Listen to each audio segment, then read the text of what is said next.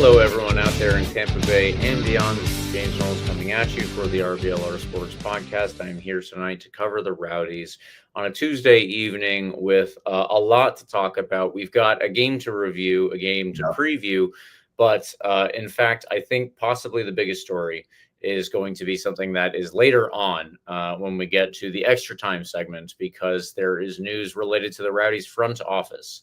So we're going to have to get to all that. Beforehand, I do need to introduce my co-host. She's the usual co-host, the co-host with the mo-host. It's Carlos. How are you doing, Carlos? I'm good, James. I'm good. The Rowdies had a stellar performance this past weekend. I could not be happier on that end. Could have used a little bit more help from some other teams around the league. That's true. Got a useful result in Louisville, who beat Indy 11 by a score of 2-0. Las Vegas Lights could have helped us out a little bit, but James, we recently learned it wouldn't have mattered even if they did pick up the result, because they feel an ineligible player. So either way, Rowdies, we'll talk about the standings in just a second, but still a little bit of work to do here. Obviously a massive game this weekend that by all intents and purposes will define how these last, two games after that are going to be, if they're going to mean anything at all, really. If they're going to mean anything, Yeah. So, James, I'm excited. It'll be a big one this week. We have a lot to talk about today, obviously. You mentioned some big news regarding front office, ownership, we could say, future of the Rowdies, no big deal. Some big things happening on that front, and we'll talk about it later on as well. For that, obviously, a game to talk about, game to preview. And before that, James, how are you doing? What's going on down there in the Tampa Bay area? Well, as stated, we had a really nice win this past weekend. I was at the Sun game while our producer Eureka was at the Rowdies game, so he got to take in the win while I got to take in a 0-0 draw. And just as a quick side note, I do want to point out the Tampa Bay Sun players and coach, Denise Schulte-Brown, that I spoke with after the game, had all seen my predictions, and they all called me out for predicting a loss. Damn. And I said that, the team's been going through a lot of injuries, which is very true. And so I felt like I was perfectly within reason to predict a loss to one of the best teams in the league. And they did not agree with me. But also they did not agree with me on the field when they earned a 0-0 draw. So that's one of the benefits that you get from covering one of the teams for RBLR Sports, one of the local teams here. But to get back to the Rowdies specifically, yes, we do have a lot to go over. Quickly going to throw up this post by John Tyler. I'm quite impressed by what Dom has done with this team. I'm eager to see what sort of team he can construct in the offseason. So, yes, I will get to the offseason, obviously, at some point here, hopefully not sooner, hopefully quite a bit later. Hopefully in 3, 4, 5, 6. How many weeks does it take to get to the final playoffs? I don't have that offhand, but I think 7 weeks. I think it's 6 or 7. I forget. It should be 7 actually. Anyway, point being, there was a lot to be impressed by from Coach Dom and from the Rowdies this past season. So I'm eager to get into all of that specifically before we have to talk about anything related to the offseason. So let's jump in there. The Rowdies on Saturday night thumped Monterey Bay 4-0. Really, really surprising result for me in that I did predict a win. I also even predicted a shutout, but I did not predict 4-0. So very good stuff from them. And let's get a little more. Maybe that would be my only request. 3 more. Now they take on Rhode Island FC in what's going to be effectively a 6-point game between the two of us, because Rhode Island are one of the teams that are playing for that last playoff spot. Who are among the other teams playing for that last playoff spot? Only our next opponents right after Rhode Island. So let's just keep an eye on all of this, I suppose. Like and subscribe to us on YouTube, or subscribe on any major podcast platform. And please, of course, follow RBLR Sports on all your social medias, wherever you are. We are too at RBLR Sports. You can find us there. You can contribute. You can tell us what you would like to see from the Rowdies going on. Maybe you have your gripes like we have had for most of the season, but hopefully this will be a very positive episode. Carlos, can we get started with the quick recap before we get into, I guess, how the whole game played out? James, this was a wild one. It was a fun one to watch. In net, you had Bill Hamid, who had another great game. He settled in quite nicely to with the Rowdies after a few shaky starts. Then Kaziel got the start on the back line. White was out because of yellow card accumulation. So Van Kaziel got the start on the back line. And by the way, it had quite the game. Lasso was paired up with him and Aaron Guillen. In front of them in the left wing back spot, you had Blake Bodley outright. Of course, you had Juan Carlos Azócar once again making his however many starts in a row at that point on the right side. Again, never really expected him to fill into that role. I settled in a bit more in this game. We'll talk about that later on as well. Mendez and Crisostomo made up the midfield behind Paul Marie. And of course, up top, Manu Arteaga and Wubens Pasillas. James, this one was a wild one. The Rowdies would open the scoring in the 35th minute with a beautiful Pasillas finish to be the only goal in the first half.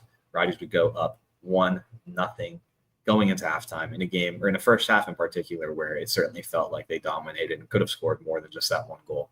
The second half, the floodgates really opened up. Crisostomo would get his second goal of the year off of some, a little bit of a deflection, a little bit of luck, but certainly a good finish in front of net. Pasillas would get his second goal in the 73rd minute, 3-0 Rowdies, and of course, Manu Arteaga would not be denied at the end of this one, getting another goal himself, which, by the way, is going to be very, very important for Arteaga to keep his form, because Wubens Pasillas, who scored 2 goals on the night in this one, James, we'll talk about this later on as well, but he won't be available for the game in Rhode Island because he got called up to the national team. So congrats to him. So 2 goals for Pasillas, 1 goal for Crisostomo, and the nail in the coffin in the 80th minute from Manu Arteaga to make it 4-0. Beautiful finish from him. Great performance all around from the attack. The back line didn't have a ton of work to do, but they were certainly active when they needed to be. Bill Hamid made a couple big saves in this one. Rowdies would go on to win this one comfortably 4-0 in a really, really, really impressive performance. James, it's our 5th game in a row without a loss. Knock on wood. Hopefully we can keep that up. It's our 5th game in a row with multiple goals, which we can't take for granted at this season when we've had such offensive struggles for a majority of the year. And it's our first shutout since July 16th against Hartford in that 1-0 win over there. So just a couple stats there to keep in mind. I think that shows, to John's point, who you pulled up his comment before we started, certainly things going in the right direction for the Tampa Bay Rowdies under Dom Casciato. Obviously, hadn't had a ton of time to put things together, but this is another big performance in a string of improving performances here on the back end of the year. Of course, we hope we keep that up going into Rhode Island, but we'll talk about that in just a second. By the way, Van Kaziel played this game just days after having a child with his wife. Like, this is awesome stuff. Are you kidding me? Like, superpowers, dad superpowers or something. What a game he had. We can talk about him later on, but I feel like we needed to throw that in there before we talk about anything else. So congrats to him for not only that, but also making the team of the week along with Wubens Pasillas for their performances in this one. Hasn't been often where we've had USL Team of the Week members this season. So again, not taking that for granted with the year we've had. So congrats to Wubens and Van Kaziel. James, we're still in the playoff race. All things considered, everything that's happening. All things considered. There's nothing's defined at this point for your Tampa Bay Rowdies. In first place in this conference, of course, it's still Louisville City, who's actually created quite the gap with Charleston. Louisville has 66 points. Charleston has 55 points. Charleston slowed down a little bit, and Louisville's just kept up their incredible pace up top of the table. In third place, North Carolina FC with 41 points. Fourth place, 39 points, Loudoun United. Fifth place, Hartford Athletic with 38 points. And as we get to the bottom here of this playoff portion in the Eastern Conference, this is where you really need to start paying attention to the points, right? In sixth place, you have Pittsburgh Riverhounds, 37 points. 7th place, Detroit City FC, 35 points. In 8th place, holding on to that last spot in the playoffs right now, is Rhode Island FC on 34 points. Of course, our opponents this weekend. Between us and Rhode Island, you have Indy 11, who's sitting on 32 points. And in 10th place, your Tampa Bay Rowdies, who are fighting for that last spot on 30 points. So obviously there's a 4-point gap between us and that 8th place finish right now. Talk about the end of the year later on, but just from a very 30,000 foot perspective, that tells you how important this game against Rhode Island is this week. It tells you that we need some help from Indy's opponents in the last couple weeks of the year. Indy has some tough games away to Pittsburgh, at home against Loudoun, and then across the country against Orange County to finish the year. So hopefully we can get some help from Pittsburgh, Loudoun, and Orange County. All things put aside, though, the Rowdies need to take care of business on Saturday. We'll talk about that game later on.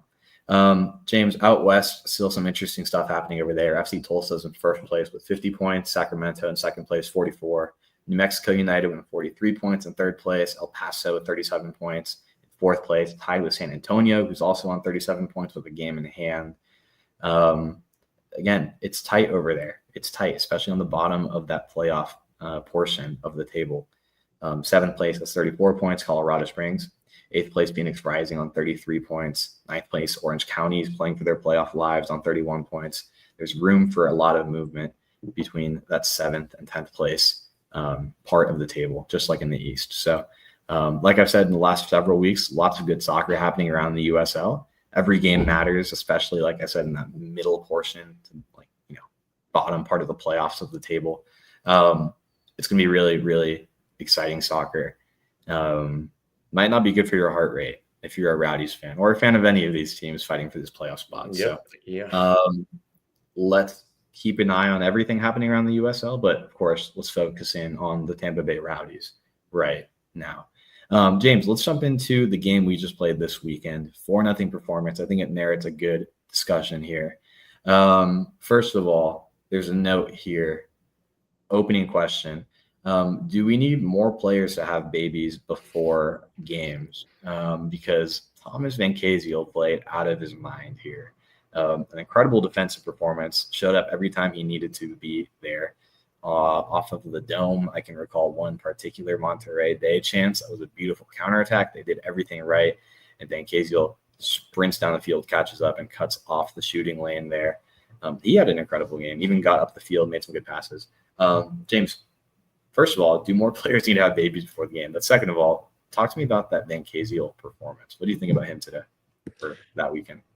Yeah, well, obviously I threw that one in to just be a little bit silly, but at the same time, I do think that we've talked about, I guess, the new manager bump. There are probably other similar types of deals where you just get this personal boost of confidence, and maybe you just want to show everybody, your focus on the game. And I'm not really sure the mental aspect of it, but Thomas Van Kaziel, I thought, had a very good game. We're going to get into his stats later. He had 1 assist, but he did a lot more in this particular match than just get that 1 assist, in my opinion. So I think that there's a lot to go over with him.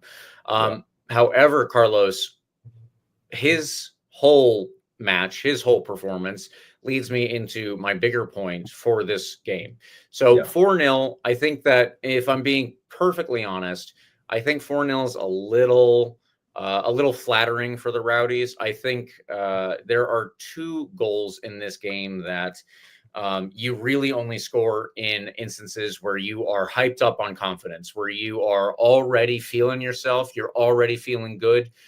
You know that whatever you do, you're going to do it well, and you're going to score. And you have to be in the right mindset to get those 2 goals, in my opinion. What do I mean by that? Effectively, I think that the 3rd and the 4th goal are ones that could have gone either way, ones that definitely could have been saved outright or could have gone wide or what have you. But they're ones that, if you're in the proper mindset, if you have the right mentality and you're dialed in because everything has been going right, then you can find find that it's that confidence again. We've talked about this over and over. It's that confidence that what you're going to do is going to work. It's not a question, because when you start to question, that's when you get a little, I'm not sure. Oh, I've already done it wrong. Right. Yeah. So, the third and the fourth goal, in my opinion, I think are a little icing on the cake, so to speak. And I think that they are a little bit flattering to the Rowdies. Still very good efforts, both from Rubens Pacius and for Manuel Arteaga. His goal from 20, 25 yards out. I don't even know.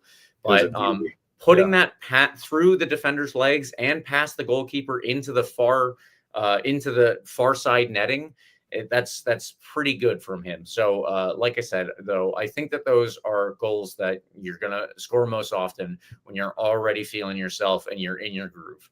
Other than that, the biggest thing for me on the other side is the defensive play in this game. I really think that what the Rowdies have been lacking most, we got our 4-0 in this game, but we have scored multiple goals in the last several, and we actually had a 4-goal game relatively recently too. Yeah. Kind of weird, but so it is for the Rowdies in 2025. What we have not had in a very long time is a shutout. Carlos, that's what I said I really wanted to see before this past game. And You know what?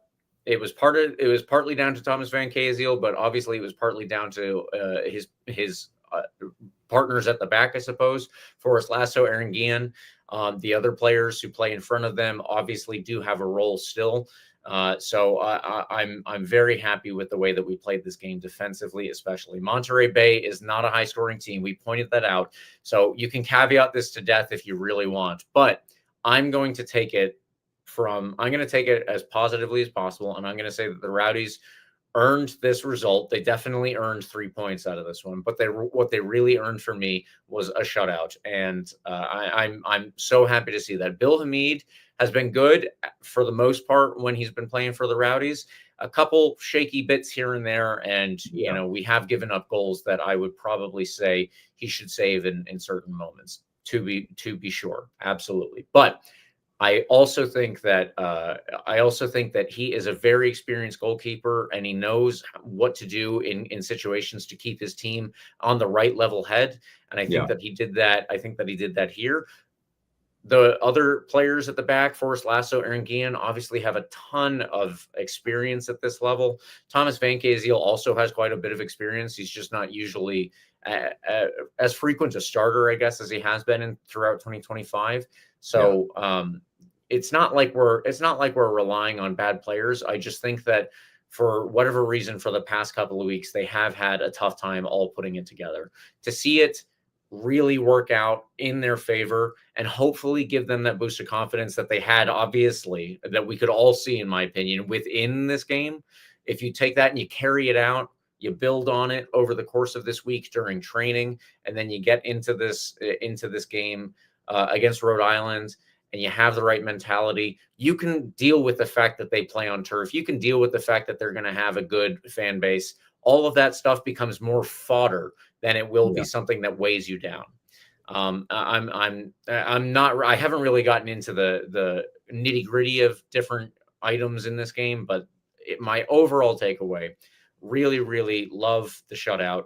As Carlos said, first one since July. I mean, come on, since July, that's crazy. It's really good to see here. Even if it's coming against a relatively bad team in Monterey Bay, it doesn't matter. Let's build on this. Yeah. Well, I mean, we've not only not had shutouts against really bad teams, we've regularly lost to really bad teams this year, right? So, I mean, you could say what you want about it being against Monterey Bay, but I take that as a huge, huge win. A Monterey Bay side who is still kind of, it's a long shot, fighting for their playoff lives. Like, it's not like they came into this game not really caring. I don't know, if you're like a Las Vegas Lights, for example, your season's pretty much over. Monterey Bay came into this game looking for a result. I just don't think they even ever had a chance to get settled in and establish any type of rhythm, play any type of game. They played the entire game looking for a counterattack that a Van Kaziel or a Guillen or in some cases, a lasso was able to just cut off before it really, manifested into anything really dangerous. Yeah. In front of them, the midfield, like you mentioned, the guys in front of them playing a big role, right? Chrysostom, I think, had a good game defensively as well. Like there's multiple people you can point out too that tracked back when they needed to and just made the right plays. But the big thing here as well is like you just played a a really, really impressive like attacking game. It's not like you just, it was 50-50 possession according to FOTMob, right? It's not like we just had the ball the entire time and didn't let them touch it either. But we like put in many points in this game, an overwhelming amount of pressure on their back line and their keeper to keep the ball out of the net. I mean, just in the first 10 minutes, you had a point blank shot from a free kick from Forrest Lasso that I had no clue how it stayed out of the net. Yeah, I'm rewatching the highlights as we speak, and it showed up again. Yeah, and an incredible athletic play from Lasso, by the way. I did not know he had that in his bag. There was a shot, and I think it was Chrysostomo. Now that we're talking about Chrysostomo, right in like the first or second minute, that took a shot. He took a shot from outside the box, kind of took a weird looping bounce, and ended up just outside the net. We were peppering their net this entire first 15 minutes or so with serious looks. Again, I'm pulling up the highlights again while you mentioned it. Chrysostom had another look just from the top of the box off of a free kick. Ball gets crossed back into the danger zone in front of net, but it's parried away by their keeper, who, by the way, despite letting in 4 goals, like kept this game at 0 for longer than it should have been. Yeah. Like I said, we had a ridiculous amount of pressure on, and particularly in this first 15 minutes. Obviously, Lubin's first goal comes in the 34th minute. It was a ridiculous finish. It was very much a Bacias type of finish. It's like kind of the goal we've seen him score quite a bit on and off this year. That kind of just, turn around, take a guy on, and just rip a shot at net. It was pretty. It was a pretty finish. It was low. It was driven. It was hard to stop if you're the Monterrey Bay keeper. So I don't know. I like scoring a lot of goals, obviously. The defensive performance is super, super, super appreciated. But I think part of the reason why we didn't concede any goals on the night is because our offense was so overwhelming, right? I think it's really hard to kind of establish any type of rhythm if you're just getting peppered all night. That's absolutely true. So I love that, right? 4-0. Obviously in the game against Birmingham, it's the last time we scored 4 goals. I think it was the beginning of this 5-game unbeaten streak. Birmingham got the first goal, right? But then what happened after that? We scored those 4 goals, and it was just a lot more pressure. We kind of pinned them back in their own end in that game too. So in some sense, defense by attack, right? Like, I love that. And that's kind of what we've been advertised as the Dom Cacciato way. Yeah. That's why Union Omaha, when he was over there, was consistently the highest scoring team in League One. So lovely. I love to see that. Like you said, maybe like that Arteaga goal on the back half on the back end of the game is something that doesn't happen, 9 times out of 10. It's probably one of those quote unquote like low XG chances. Right. You only really take if, like you said, the confidence is built up and you just rip the shot because you're up 3-0 already. You might as well go for a banger of a goal. But like I said, for a guy like Arteaga, who's going to be without his strike partner Lubin Bacias this weekend, that confidence is everything. You know what I mean? If you have that space and you have the confidence to really believe that you can take that shot from outside the box and put it away, as like a target man striker he is, like that's really cool to see. So I love that. I'm happy for him. I'm happy, obviously, for the rest of the Rowdies who had a great game. I mean, we haven't even mentioned Asokar, who I think had his better game at that right wing back spot, despite me giving him some flack throughout his time here in terms of wanting him to do a bit more.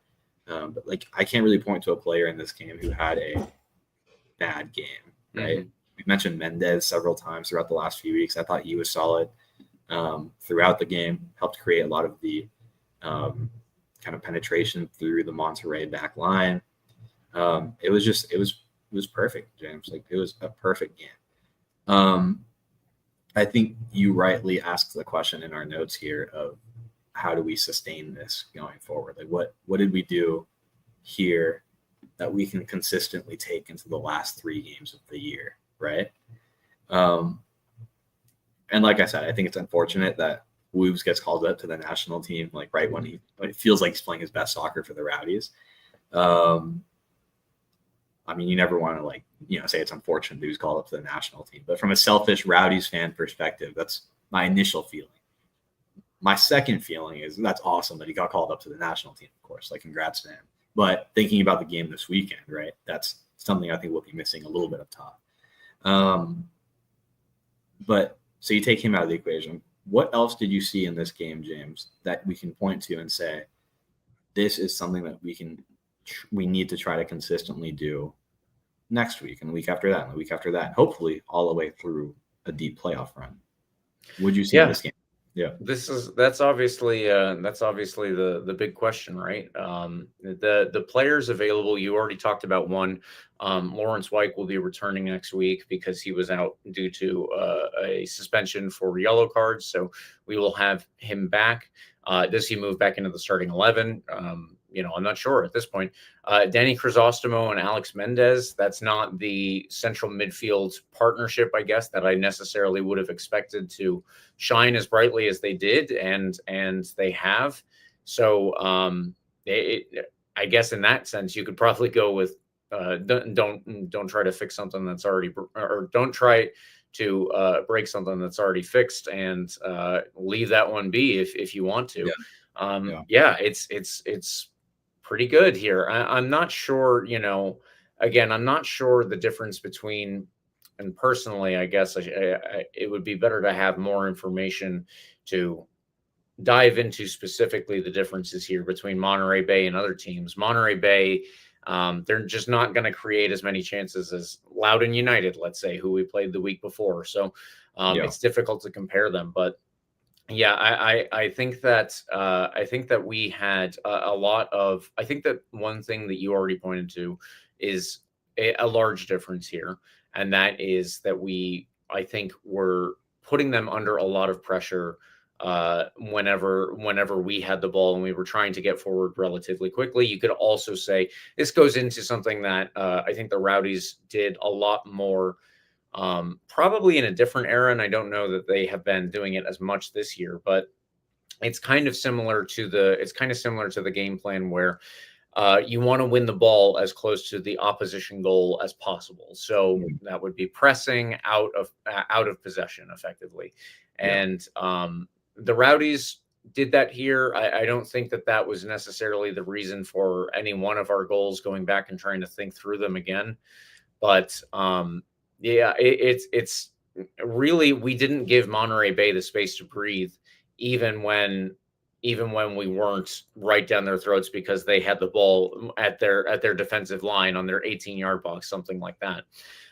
Even without that occurring throughout the whole game, we still really didn't give Monterey Bay a lot of time to sit and try and find the players that they needed to carry the ball forward, to eat up more space and get closer to the Rowdies net. And that's a whole game, or excuse me, that's a whole team project. You all have to work in concert to do that, because if somebody steps to the ball and all of the players around him do not fill in the space behind him, then obviously that space right there is open, and you can pass around him, and then somebody from the opposition team has a lot more room to move forward. So it's about working in concert and trying to get everybody on the same page about when they need to press, when they need to sit back. And the Rowdies did do a good job of that here. And, coming up against Rhode Island, I think that they're going to have a lot better players in these positions to try and get the Rowdies out of proper shape, and get them to probably miss time pressing triggers and all that kind of stuff. But here we have a very good example of the Rowdies following what I assume, of course, was the coach's game plan from the beginning, and doing that very well, maintaining throughout the game the same level of intensity and trying to focus on doing all of those steps or staying back all at the same time. Yeah. And I need to I wish that we could break it down a little bit more. I wish that I could break it down a little bit more, but it was just good to see the Rowdies all so in sync is kind of how I felt about that. Yeah, that's a good way to put it. But collective full 90 team performance that we really haven't seen all year. I mean, there's been a couple games you can point to where we had a decisive win, but again, even that Birmingham game, we were asleep at the wheel for the first portion of the game, which is why we let up that first goal, right? You look back to, I'm thinking about the Indy win at home, right? Again, you give up the first goal in that one too, and you really have to kind of get kicked in the butt to really start things. But this one was complete 90, right? Monterey Bay's best chances off the top of my head came on the back end of this game when the Rowdies were already up 3-0 and maybe stepped off the gas pedal just slightly. But of course, you had, like I said, a guy who's played some great soccer throughout his career, Bill Hamid, making stops when he's needed to. I think Haziel getting back he has an incredible motor on him. I don't know how he does that. He likes to get up the field as a center back. And obviously he needs to track back and make sure he covers his space defensively. And he did that incredibly well in this game as well. I want to mention Bill Hamid one more time again, because this was Eureka posted this on the RBLR Rowdies Instagram, and I was listening to his post-game comments in the press room downstairs in Allianz Stadium. And he got me fired up. I was listening to it while I was brushing my teeth a few days ago. He goes, "We got a few more to get done, and we're going to get them done." He believes, he is truly the veteran leader you want on this team. And I think it's so interesting that he's been able to adopt and maybe adapt to the Rowdies culture and kind of bring his veteran mentality into this team so quickly. I have no way to know, but I can only assume that his, veteran mindset, having been around the block in U.S. soccer, can only help the locker room's, confidence in having a guy like that back there. But also just the mentality of the guys around there, knowing you have a guy like that backing you, I think is just really, really, really cool. Admittedly, I wasn't 100% sold that it would work out, really. I figured it would just be kind of I thought Bill would have just okay kind of time with the Rowdies, but obviously he's played great soccer back there and injected some leadership in the back, pairing up with, some other leaders in Lasso and Guillen, right? I think that's really important. This is a guy, by the way, not to talk about Bill Hamid too much, but I think it's worth mentioning that right after his time in Memphis, because you'll remember after he left DC United, he went to Memphis 901 FC, right? And then they folded. He wasn't getting much playing time over there. He spent 2024 playing for a variety of DC area League Two, NPSL, and NISA teams, and NISA teams.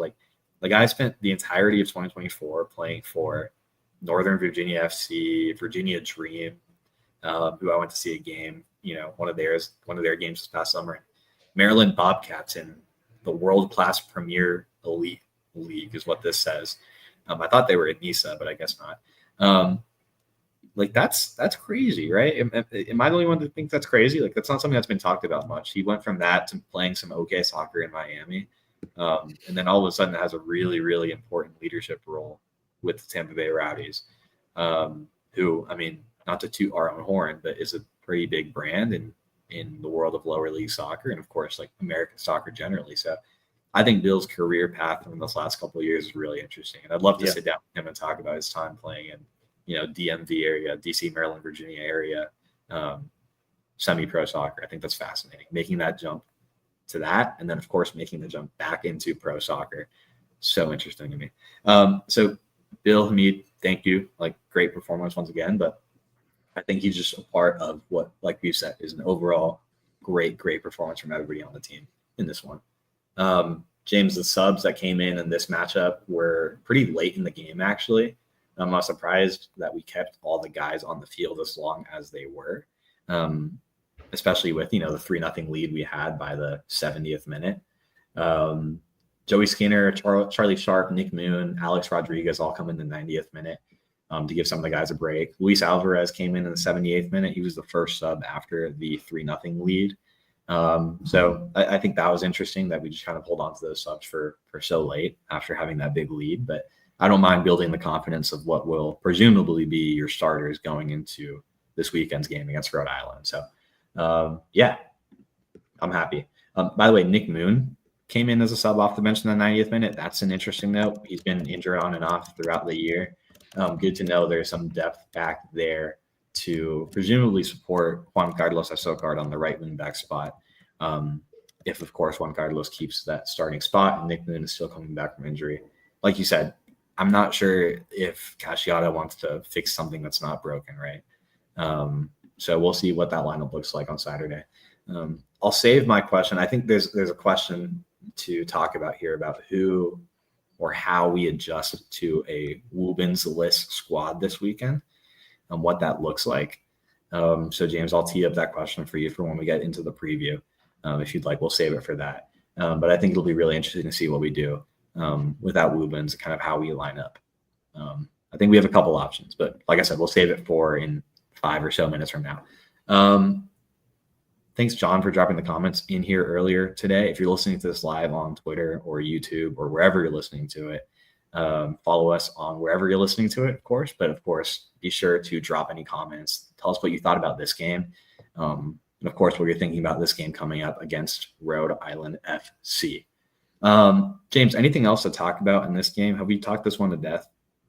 Well, I as much as we could probably talk a little bit more about this, the only concern I have is that we are definitely going to spend some time on the extra time portion of this episode. So we might as well hop into our man of the match. Yeah, that's a good point. My man of the match was tough. I was going to go with one that James took. And for the sake of not taking the same person as James, I went with Rubens Pasillas, who was an easy option, to be fair. 2 goals on the night, played one of his better games for the Rowdies throughout the entirety of the year. He was clinical. I was a bit critical of him last week, obviously, having those 2 chances on the back end against Loudoun to put the game away there. That was so tough to watch, like especially in person, right? That was frustrating. I think to be able to come back from that and just say, screw Carlos, I'm just going to put my head down and go to work, right? That was awesome. 2 goals, great performance from him against a Monterrey-based squad who, like we said, maybe isn't the best of teams, but Eureka makes a good point in our private chat over here that they just were coming off of beating Sacramento Republic 1-0, right?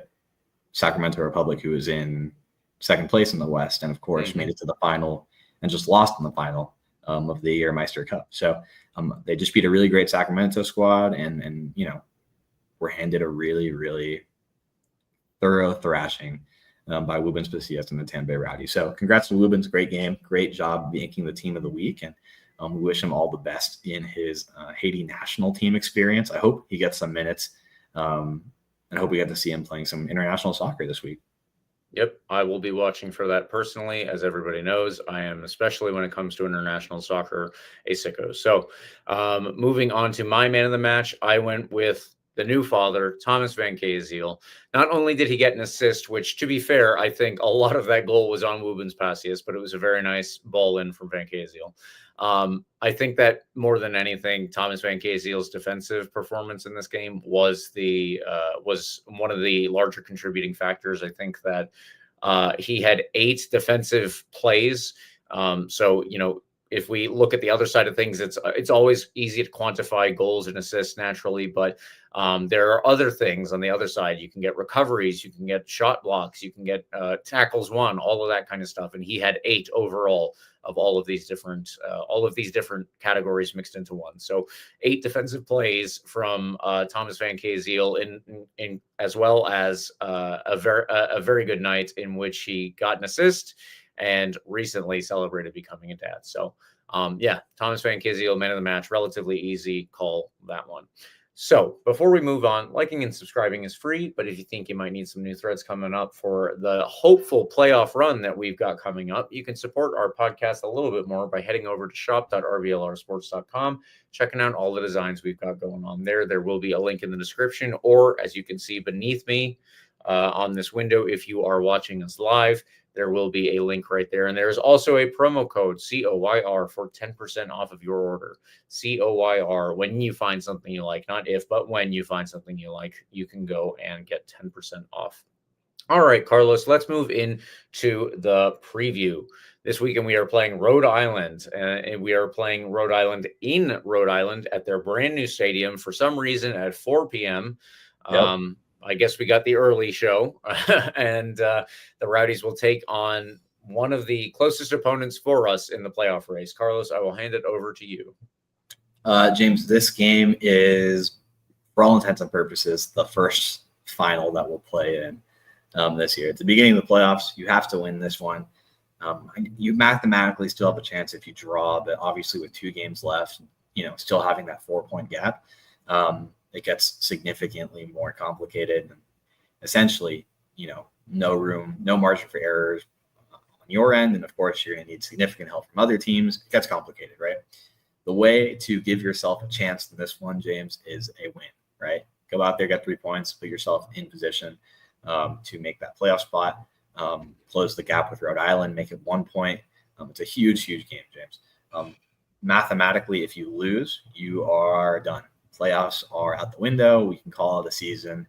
And those 2 home games at the end of the year, even though you should go to them and support the squad, right? Close out strong. Won't mean anything in terms of making it to the playoffs. We can't get relegated. So, we'll just be playing some last 2 games for fun if we don't get a result here in Rhode Island. Big game. Like you said, Saturday at 4 p.m. New stadium. It's actually quite a lovely stadium. Every time I see a new picture of it, it looks really cool. Great crowd. They've consistently been getting great crowds. They're loud. They're boisterous. Makes for a really fun atmosphere over there. Like I said, we're obviously competing with Rhode Island, who sits in the 8th place with 34 points. Indy is between us and them on 32 points. And of course, we have 30 points in 10th place. All 3 of us have 3 games left. There's no talk about, a game in hand or anything. This is just 3 games, sprint to the finish line. It's all on the Rowdies here, James. Rhode Island's recent form is actually pretty good, despite being in 8th place. They're hanging on to that spot. They didn't play great soccer throughout the year, but they found a good run of form here. Their formation fluctuates between a 4-3-3 and a 4-2-3-1, which can sometimes end up being the same type of formation depending on, the time of game.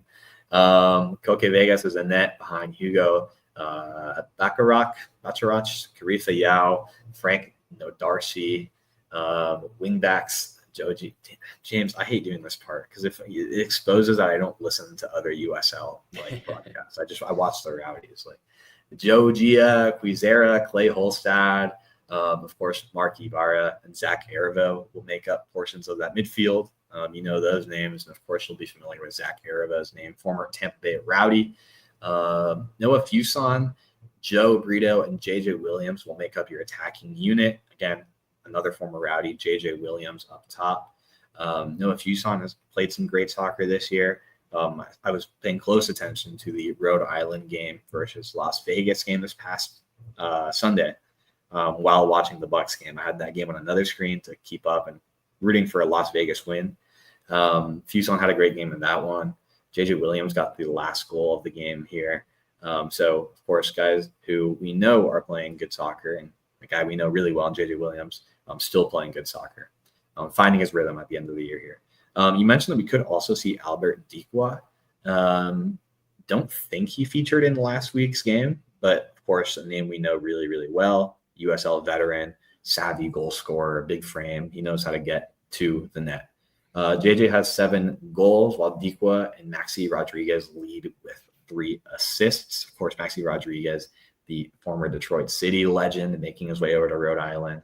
Fuson and Alder Sanchez are their chance creation leaders. James, they're playing at home. They have their fans behind them.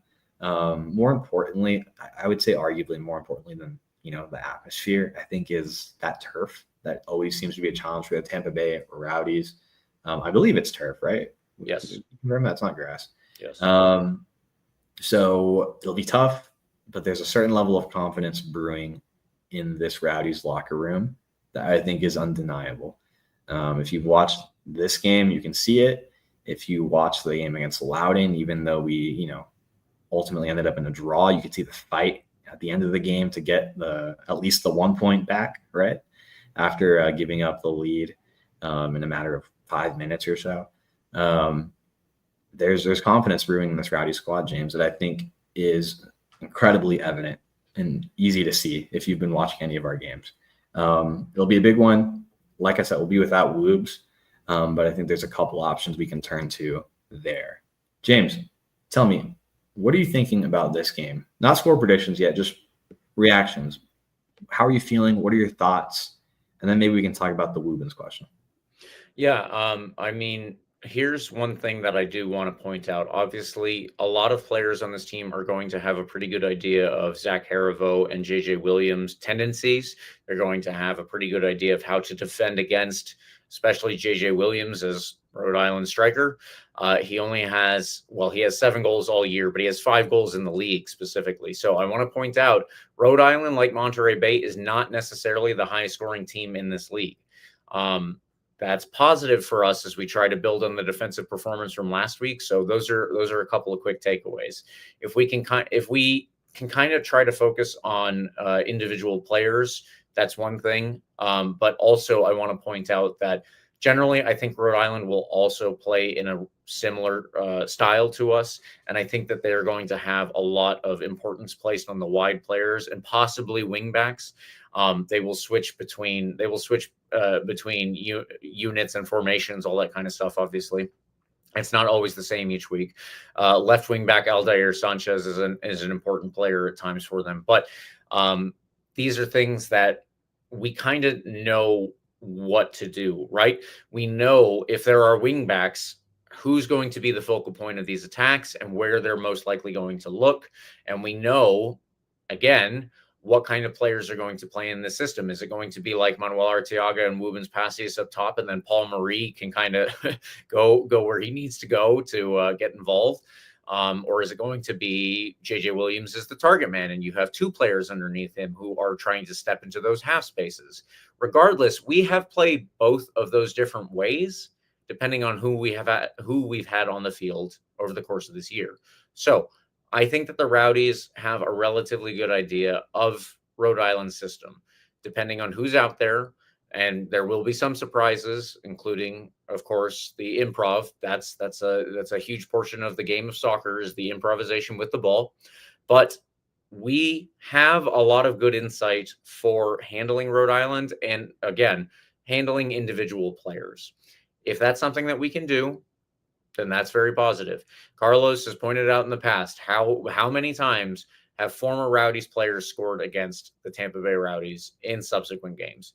I do not fricking want to see that this weekend, right? I do not want to see that this weekend. Zach Harivo cannot get a goal this weekend. He has scored against us, by the way, already since he left the Tampa Bay Rowdies. JJ Williams, I don't remember. However, I do not want to see him score this weekend. I mean, I don't want to see anybody in Rhode Island's colors score this weekend. But we know how to handle these guys just a little bit more than we would know how to handle any other random player, right? So let's do that properly, and let's try to get the best result out of this game, which in my opinion would be a shutout win. Yeah. If we build upon that, we are putting ourselves in a very good place to take on Hartford, who are also going to be a competitor for playoff spots, if that's where we want to see ourselves. And then Detroit, another team that we are going to have to come up against for a playoff spot specifically. It's not just that we need to beat them for the 3 points, it's that we also need to beat them to get into a playoff position where I think they currently sit. Yes, we just talked about that. So point being, we can handle this team. We have to play a good game just like we did against Monterey Bay. And I would like to see us get the same kind of results. Maybe 4-0 is a little difficult. Maybe that's out of the question here, but let's get 2-0. Let's get 2-0 against Rhode Island. I don't know if that's my prediction yet, but that's what I really want. That's what I really want out of this one. Yeah. Fun fact, Erivo, since joining Rhode Island, the 2 times he's appeared in the game versus the Rowdies, he scored. Zach Erivo, not a goal scorer by any means, right? Right. He sits rather deep in the midfield, but for whatever reason, the 2 games against us has a knack for scoring against his former squad. JJ Williams scored against us back in October 2024 as well. In that game in Rhode Island against, of course, our Tampa Bay Rowdies. So they both have, found the net against us. They both certainly can. Something to appreciate, like you said, is that they're not a particularly great scoring team by any means. In fact, they have scored. Oh, geez, where was my stat? They're towards the bottom in most of the attacking metrics. You look at shots on target per match, big chances per match. They're not creating a ton of really dangerous opportunities, which is obviously great. On the flip side of things, they are defensively very sound. They don't let in a ton of goals. They are actually oh, James, I'm losing all my fun stats I had lined up. Where'd it go? Ugh. You know what? I'll find it later when we're doing our man of the match. But they're not letting up a ton of easy goals against whoever they're playing. They're on a 5-game unbeaten streak, just like us. So something is going to have to give this weekend. Yeah. We're going to see a really, really intense game. I'm really curious to see how this goes. Obviously, we're hoping for a win, but it's going to be a tough game. I think the harder part is not going to be letting goals come into our net. I think we'll have a good chance of playing solid defensively. I generally harder part is going to be finding the goals up top, particularly in this situation without Lubin Spacias, James. Maybe we throw in the Luis Alvarez to kind of play behind, Manuel Arteaga, or maybe alongside him as a sort of, faux striker, second striker, right? Maybe you have enough confidence in Charlie Sharp. I'm not sure I've seen enough from him to really commit to that. It's such an important game, right? As a starter, but that's, yeah. One other thought that I had, if we get Lawrence White back, he could sit in the midfield and we could push Alex Mendez up a little higher, or we could play with one striker, Manuel Arteaga. Alex Mendez and Paul Marie are those 2 players in the half spaces, obviously. And we've tried that in a couple of different iterations over the course of the season. Carlos, I'm forgetting who else we did that with. I think Leo Fernandez might have been one at certain times. So obviously, he's been dealing with injury problems, so he would not be readily available. But the point is that there are lots of different ways that you can take this. Yeah. And I don't know about Charlie Sharp, just like you said, but there are lots of good options, and I'm hopeful that we can find something that will cause Rhode Island all the problems as opposed to us. Yeah, I think the key might be looking for the option that changes the least, right? When you've been playing good soccer, I mean, obviously you've blown a couple leads, right? You've taken a couple draws you wish were wins in the last 5 games. You also won this past weekend, right? You had an incredible performance by all accounts. You want to replicate this in Rhode Island. So the question is, in my head at least, I'd be thinking, how do we change this the least? Right? You can't replace Wubin Spacias. There's not really a striker we can turn to and just slot him in the Wubin Spacias type of role. I just don't think we have a player that plays that type of attack like he does. So I'm really curious to see what that looks like on Saturday afternoon. Like you said, I think Alex Mendez moving up a little bit, playing behind Arteaga with a 1 striker situation is a good shout. I wish I could confidently say Luis Alvarez is the guy we turn to come in and create some attack here. But he's just had limited minutes. I mean, even if he was playing, I wouldn't know how he's doing practice or anything, right? That's all internal. But he has incredible talent. And I think maybe you see him come in a little earlier as a sub to help create some opportunities here. I don't know. It feels like this is a game where we might turn to him a bit more than we have this season, whether that's as a starter or, as an earlier sub, we'll see. But that's something to keep an eye out for. Who knows? I mean, we'll have to see on Saturday, right? Is the only way to find out. Maybe Nick Moon comes in and Juan Carlos Asogard goes back to his striker role, right? Maybe. That's what we knew him as, so who knows? By the way, I found my stat I was looking for. Rhode Island is third in the league in goals conceded per match. The only two teams ahead of them, James, Louisville City, Sacramento Republic, and then Rhode Island in third place. They're averaging 1 goal conceded per match. Impressive. In front of them, Sacramento, if you're curious, 0.8 goals per match. Louisville City, 0.7 goals per match. So defensively, incredibly solid teams. Rhode Island is certainly no exception. But again, we've talked about the lack of attacking threat from them. I think it'll be a cagey game for sure. I mentioned that they're towards the bottom. They're 23rd in goals per match. That's below the Rowdies, if anyone's curious. So yeah, we'll have an interesting matchup on Saturday. James, time for predictions? I think so. Okay. I'll start us off so no one can take my prediction. And Eureka hasn't thrown it in the chat yet, so you can't say I took his prediction. I'm going to go, I think, with what's the safest positive option here and say 1-0 win. That's what I'm going to go with. Yeah. I feel like Rhode Island's going to be really stingy defensively. But I feel like our attack isn't good enough for them here to break through and find the back of the net. Our back line's going to have to play really, really well and not make any mistakes in the game where our own chances, I think, are going to be pretty limited. So 1-0 win. James.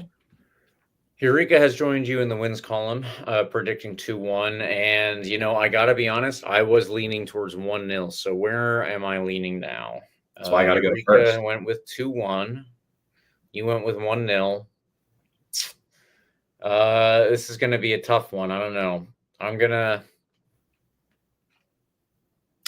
go with a 1-1 draw. I'm going to go with a 1-1 draw, I think. Of course, like I said, a draw keeps us in it still mathematically. I would be surprised if we're not kind of coming out looking for multiple goals in this one, though. I think Yes. I think it's pretty clear that we are in need of a win here. So we'll see what we do here. I think it's a safe. I think it's a reasonable prediction, though, James. I think 1-1 is certainly reasonable. James, anything else to mention on this game, or should we just leave it for Saturday at this point? Let's leave it for Saturday, and we'll get into it obviously a little bit later on. Let's move on to the extra time segment. There are two quick things, and then I want to turn it over to Carlos because he has the most information on this biggest bullet point of all. So, Las Vegas Lights, we talked about them a little bit. They played a game this last weekend. I don't even think it was a draw, but regardless, the result was voided because somehow, I really don't understand how, but somehow they fielded an ineligible player. And so it was awarded a 3-0 loss to Las Vegas and obviously a 3-0 win for their opponent. But again, I don't know how that happens. South Africa actually in World Cup qualification of all places also did the same thing. And they were their game was voided and they were assessed a 3-0 loss, which bumped them from a couple points ahead in their group to now second in their group on goal differential. And Nigeria is breathing down their necks, who are a very good team, pretty much always in World Cup qualifying. So, how that happens, I really don't understand. Really bad paperwork from both Las Vegas Lights and a couple of weeks ago, South Africa. All right. Second point. Santa Barbara Sky FC was supposed to join the USL Championship in the 2026 season. They have actually held a place to do that since 2022. They were bumped up when Memphis 901 was knocked off last year. Unfortunately, they will be delayed further and will be joining in 2027. So for whatever that's worth, really unfortunate, in my opinion. I guess it's better if they sort things out ahead of time. Obviously, Memphis did not get everything sorted out. So if you want to look at it that way, that's one thing. But really, really unfortunate, and nothing much that we can do. I'm always a little skeptical when I hear the word delay in lower league soccer. Right. I think it implies like there's a long history of teams being delayed and starting. or delayed and restarting, right? Like, Yeah. And that delay just goes on indefinitely, right? So we'll see. Obviously, we'll see what happens over there. I don't like teams folding or just not getting off the ground at all. I think it's a bad look for the USL, and more importantly, I think it's just lame for soccer in the US. But we'll see what happens. Yeah, we'll keep an eye on that. Like you said, 2027. In theory, better to get all your ducks in a row and make sure you come out strong than come out with a half-hearted, half-built team, half-built club, right? Like, so we'll see. Hopefully, it actually comes to fruition, and it's not just another in the long line of lower league teams that never got off the ground.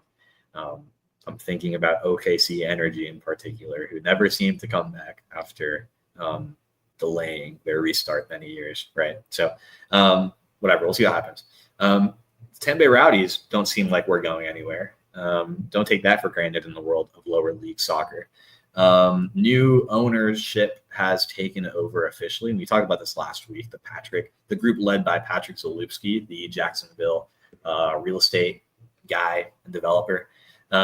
He officially took over the team, and they held a press conference today. I believe at Tropicana Field, actually. I wasn't privy to that actually happening, but I saw a bit of the recap, kind of catching up on what happened, what was said. I'll leave it to the Rays guys to talk more about, obviously, the Rays implications. There's a ton to talk about in the world of the Rays, right?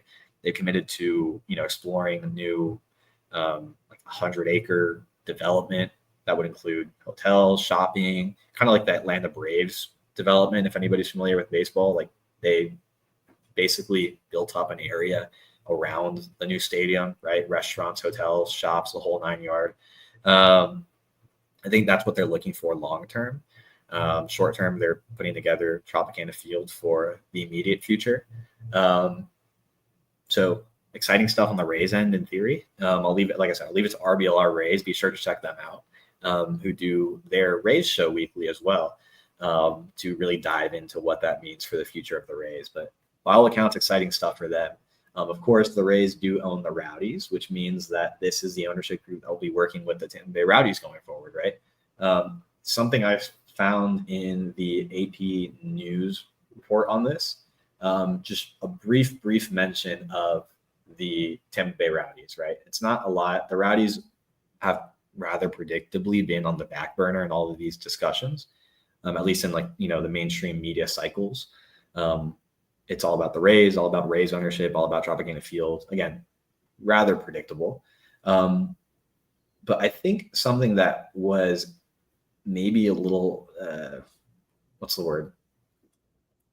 Outstanding was what the intentions of this ownership group is with the Rowdies, right? I think that question's still kind of up in the air. But at least one question has been answered. For me personally, I didn't know if this truly was going to be our ownership group long term. But it was said by this ownership group that the Rays have no plans to sell the Rowdies. And this is from the MLB.com press release, that the group looks forward to supporting the organization, staff, and fans as part of the new ownership structure. So by, at least this initial reaction, the initial response from them, the initial statements, is that, the Rowdies are also their team, and they intend to dive into that. What that looks like, who knows, right? Does that mean we play where the Rays play? Does that mean there's new development in that development for a Rowdies stadium? Like, who knows? I think these are all questions that are valid as Rowdies fans, but certainly unanswered. I think it's just the beginning of what will be a long line of questions for these new owners.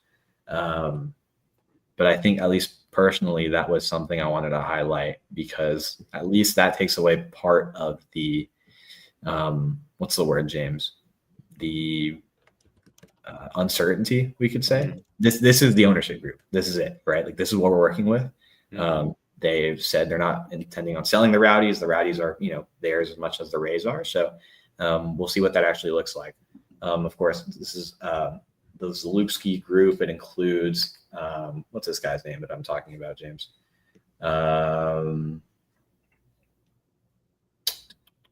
His co-chair is Bill Cosgrove, and then the guy who AP describes as kind of the new CEO, Ken Babby. Ken Babby, who was apparently at the Rowdies game this past weekend, taking in the sights from his new soccer club.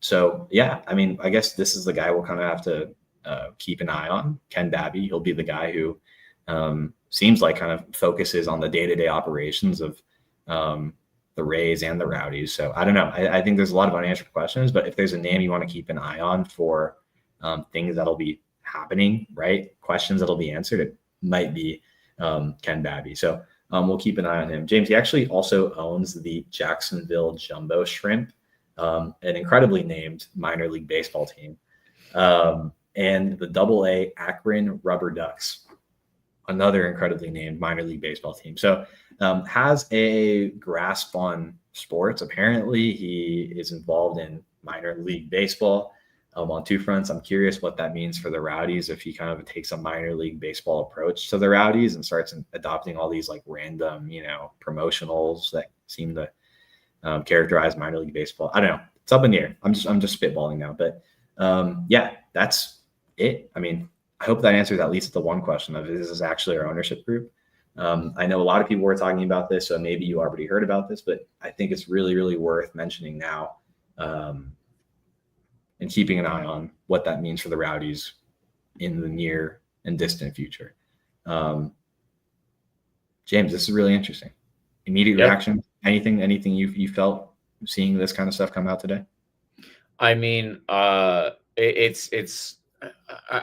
not as plugged in to the Rays ownership takeover, and obviously now the Rowdies ownership takeover as many other people are. But yeah, it's exciting that I think that it seems to me, and we need to have more confirmation from them in relation to the Rowdies. We need to have them talk about the Rowdies in an open setting in front of, let's say, the Tampa Bay Times. That would be a really good place to start. But yeah, I mean, right now everything seems relatively positive, because what do you need to succeed in sports? You probably just need quite a bit of money, right? And I think that this seems to be a group of owners. They have a lot of involvement in other sports, as far as we can see, different places here and there. So that's something to keep in mind. If they are committed to the Rays and the Rowdies and doing right by their fans, I really think that there's a lot of room for growth. And they have already talked all of this really big game, I would say, for the Rays and future stadium sites. That's one of the biggest problems for the Rowdies in the future. Let's hope that they have some similar set of goals, if not ideas, but at least goals to work towards. That's kind of my takeaway. Yeah. I want an ownership group that thinks big, right? Like at base level. I think back to Bill Edwards, right, who was obviously the owner before the Tampa Bay Rays. For the roller coaster Bill Edwards era, he always thought, big, right? He was thinking, for better or worse, Major League Soccer, right? Big stadium, like 18,000 people on the Al Link Stadium site now, right?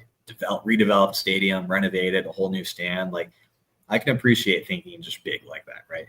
Even if I have my, personal problems with MLS, what I think about Major League Soccer as a league, right? What it does for U.S. soccer. Like, I can appreciate thinking big, right? I think, like I said, predictably, the Rowdies have been an afterthought in these conversations. And I think, frankly, will continue to be going forward. For the near future, at least, because the conversation is around the Rays stadium, the Rays development, right? What does that mean? Like, where are the Rays going to play? I think once that question is answered, then you might have some people start asking about, okay, like, are the Rowdies going to play there too? Or, is that development going to include some space for the Rowdies? Like, frankly, like in the mainstream Tampa Bay sports news cycle, you're not going to get a lot of Rowdies questions in there. I would hope we get some, I would love Ken Babby, for example, to sit down with the Tampa Bay Times and flesh out what the long-term plans are for the Tampa Bay Rowdies. But I don't know that you're going to get that until they've really nailed down on what the long-term plans are for the Rays. For better or worse, like the stadium sites, I think you have a chance of them being rather interconnected, right? I don't know. Like that's the focus. That's the talk of the town. It's the talk of the American sports media cycle is what the new Rays ownership will do for the Rays. So I think it's going to take a little bit for the Rowdies to really make their way into the conversation, right? That doesn't mean if you're on social media or you're at the games or anything, you shouldn't be talking about what this means for the Rowdies, though, right? I think it's on us in part to make sure that that desire for Rowdies in this conversation is in the news cycle, right? Go on social media, like ask about the Rowdies. I think it plays, a small part, but an important part, right? You need people to show demonstrated interest in the Rowdies coverage of this, right? In a perfect world, James and I can just sit down with Ken Babby tomorrow and be like, hey, man, like, what the hell's going on with the Rowdies? Like, stadium plan? Like, I don't think it's going to happen in the immediate future. Who knows long term? But we'll see. So, James, I think exciting stuff. Yep. We'll see. I mean, yeah, we'll have to see. It's very, very early stages of this. I'm happy that, the Rowdies are mentioned at all. And there's Babby saying that he looks forward to support the organization, staff, and the fans, the new ownership structure. Like, sure, that's good. Good start.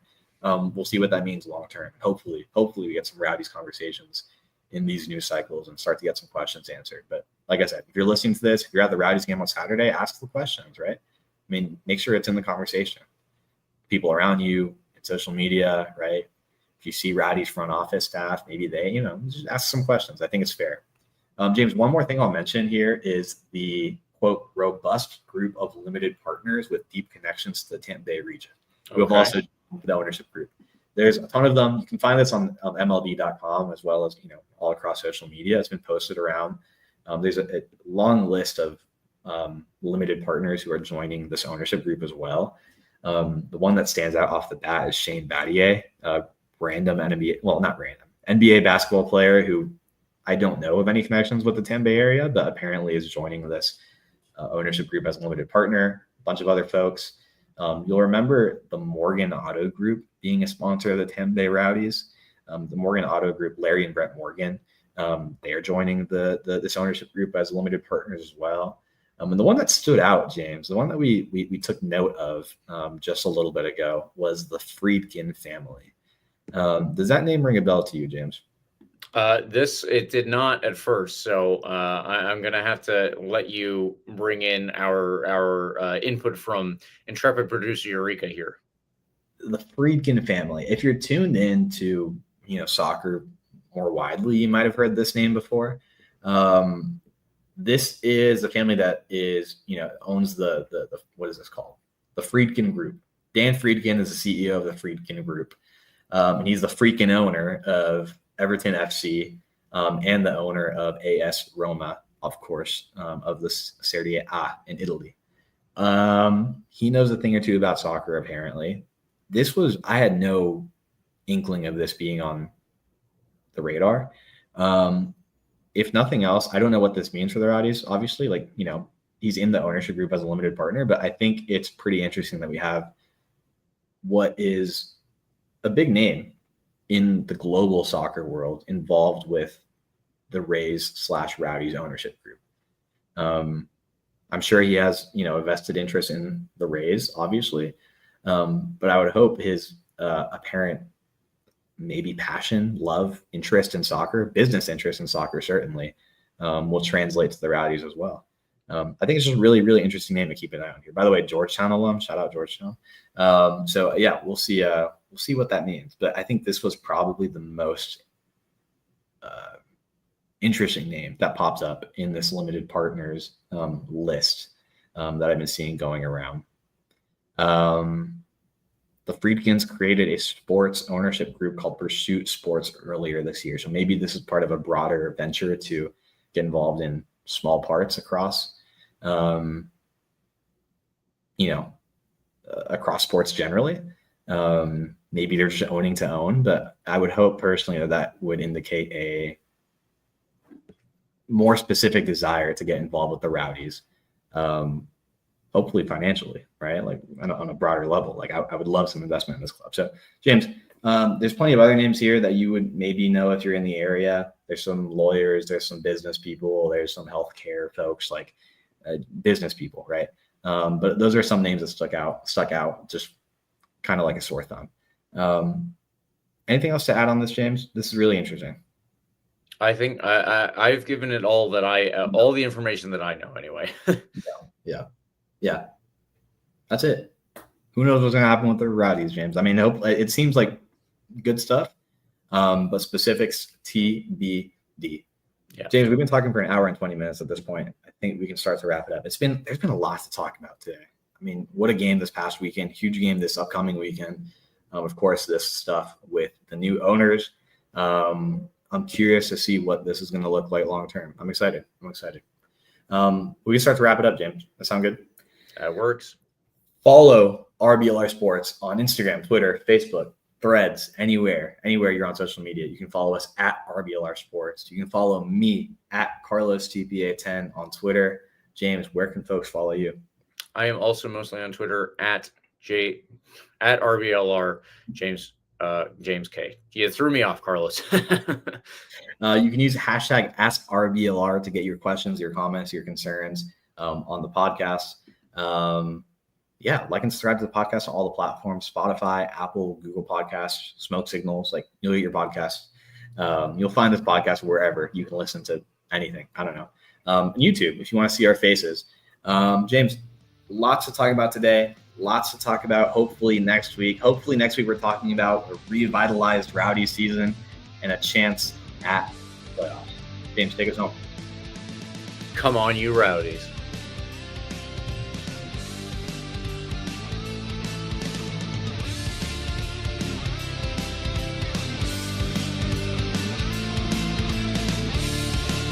Thank you for tuning into this presentation by RBLR Sports. On your way out of the stadium, please remember to like and subscribe.